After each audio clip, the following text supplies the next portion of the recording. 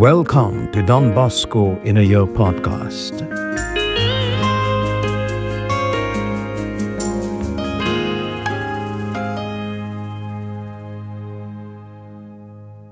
The Catholic Readings, the year 1853, in March, periodic publication of the Catholic Readings began. In 1847, when the emancipation of the Protestants and the Jews took place, it became necessary to put some antidote into the hands of the Christian faithful in general and of the young in particular. From that act, it appeared that the government meant only to grant freedom to those beliefs and not to harm Catholicism. But the Protestants did not understand it in this light. They produced propaganda with all the means available to them. They distributed free newspapers and many books, both biblical and non-biblical. They gave assistance freely, found employment, supplied work, offered money, clothing, and food to those who came to their classes or attended their lectures or simply joined them at church. They used all these means to make proselytes. The government was aware of all this and allowed it to go on.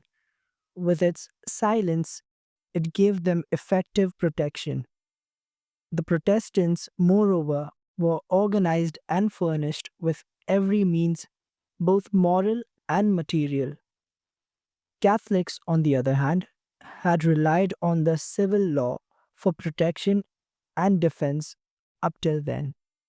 They possessed a few newspapers, a few classic or learned works, but no newspapers or books to put into the hands of the working classes. At that time, advised by necessity, I began to draw up some summaries about the Catholic Church, and then some posters entitled Reminders for Catholics. I handed them out to both children and adults, especially at missions and retreats. These handouts and pamphlets were eagerly welcomed, and I had soon given away thousands and thousands of them.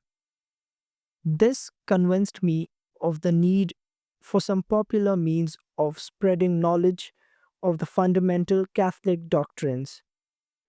So a pamphlet entitled Advice to Catholics was printed. Its aim was to put Catholics on the alert lest they let themselves be caught in the nets of the heretics. Its distribution was extraordinary. In 2 years, it sold more than 200,000 copies. This pleased the good, but it enraged the Protestants, who had begun to think that they had the field of evangelization all to themselves. It was then that I began to see that the matter of preparing and printing books for the people was urgent, and I laid out plans for the so-called Catholic readings. When a few issues were prepared for publication, I wanted to get them printed at once. But an obstacle loomed up, as unexpected as it was unforeseen. No bishop wanted to take the lead. Those from Vercelli, Biella, and Casale refused, saying that it was dangerous to tangle with the Protestants. Archbishop Franzoni was then in exile at Lyons.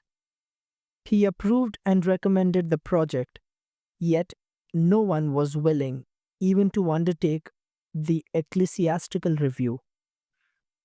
Canon Joseph Zapata, the Vicar General, was the only one who acceded to the Archbishop's request and reviewed half of one issue. Then he sent the manuscript back to me with this comment: "Take your work. I can't see my signing it." The cases of Ximenes and Palma are far too recent.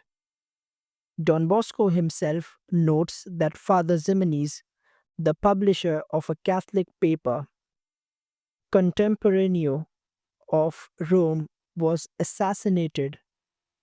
Bishop Palma, papal secretary and a writer for that paper, was done in by a harquebus shot right in the halls of the Quirinal Palace.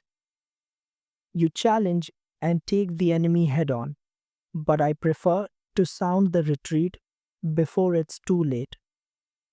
With the Vicar General's consent, I explained everything to the Archbishop.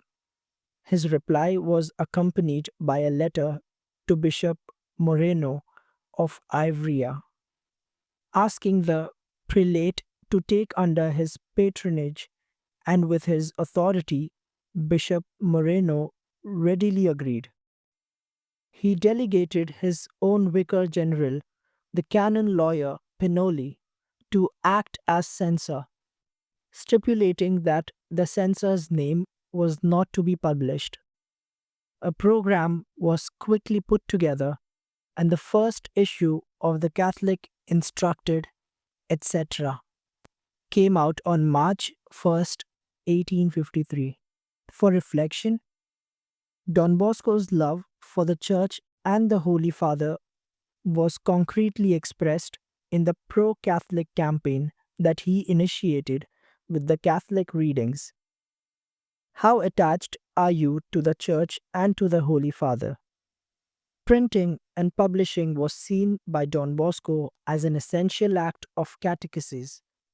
How forthcoming are you in preparing, publishing, or promoting Catholic materials for catechesis? Do you have any memories or success stories of little circulations or publications that created enthusiasm and interest among the young? Thank you for joining us today on this journey to know Don Bosco.